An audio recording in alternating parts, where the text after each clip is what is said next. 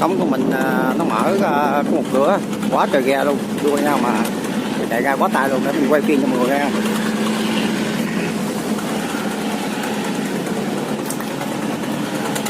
Quá tay ghe luôn rồi.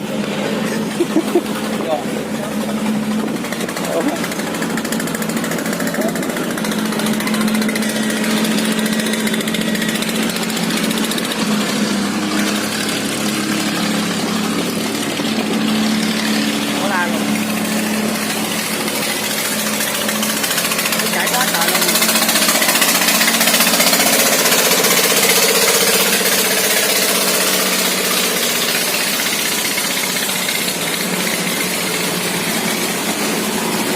Đua nhau mà chạy ra mọi người thấy không?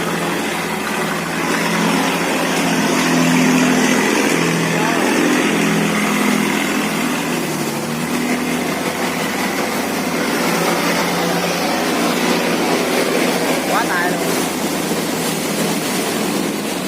Đây chạy tính hồ không? Tính hồ không?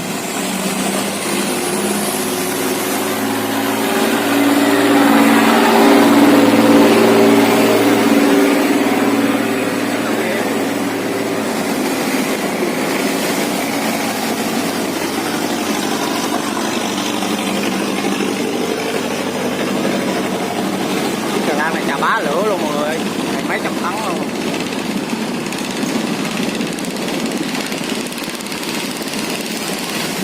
Hết có hồn hết biết luôn. Kia nè, kia quá tay luôn. Hết biết to luôn.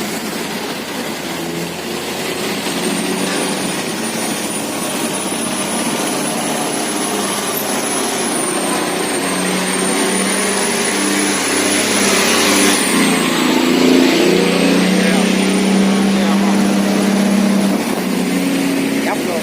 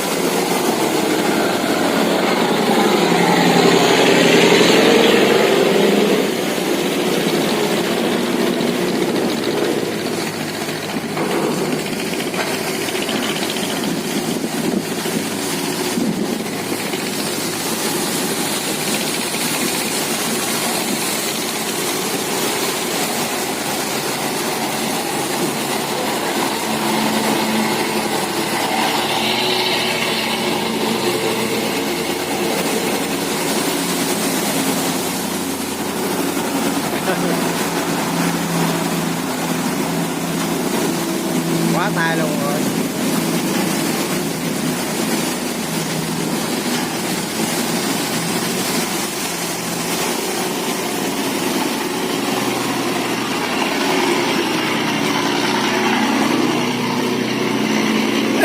Bên này ra bên kia nó vô rồi mọi người, bên kia tụi nó chạy vô, nó ghe chạy vô.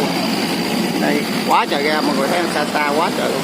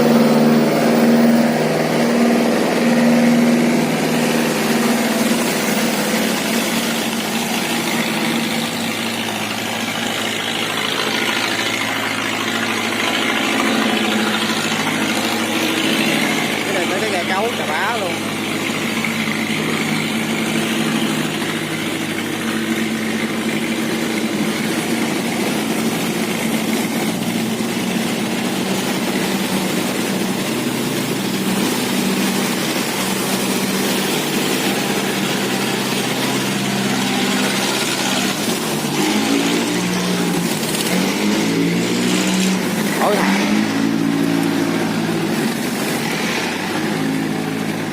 Kia nè mọi người, quá tay luôn.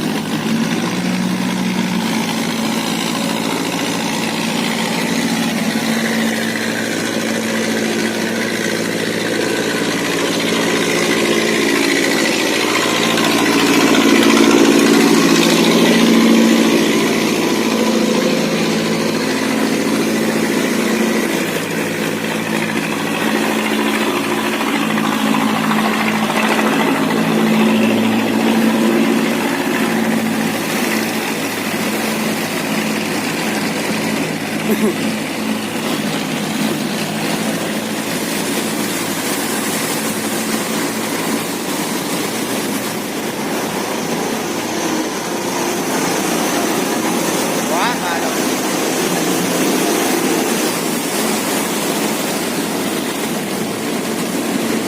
Còn biết nhiều chiếc mọi người thấy không, hết hồn không rồi, xa nó quá tài luôn.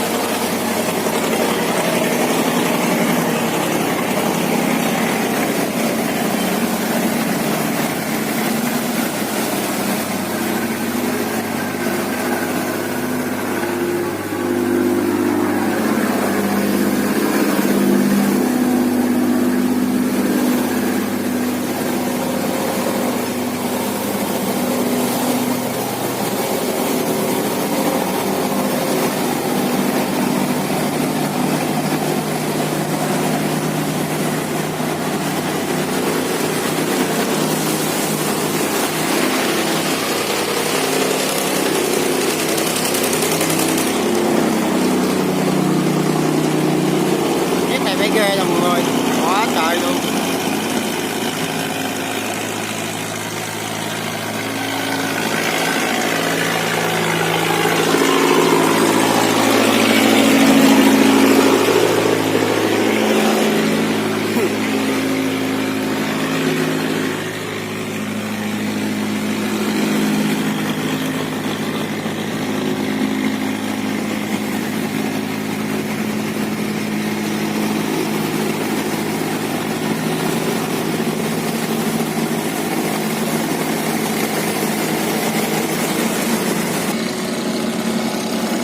Còn rất là nhiều ghe tàu luôn mọi người thấy không, có thể là hôm nay là có thể là ra không kịp luôn á,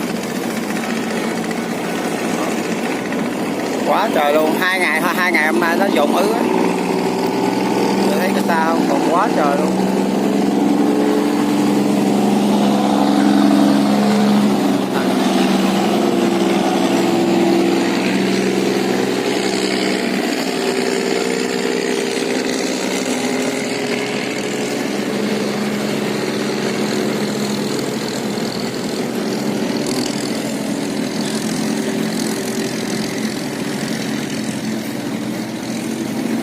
Ghê hồn.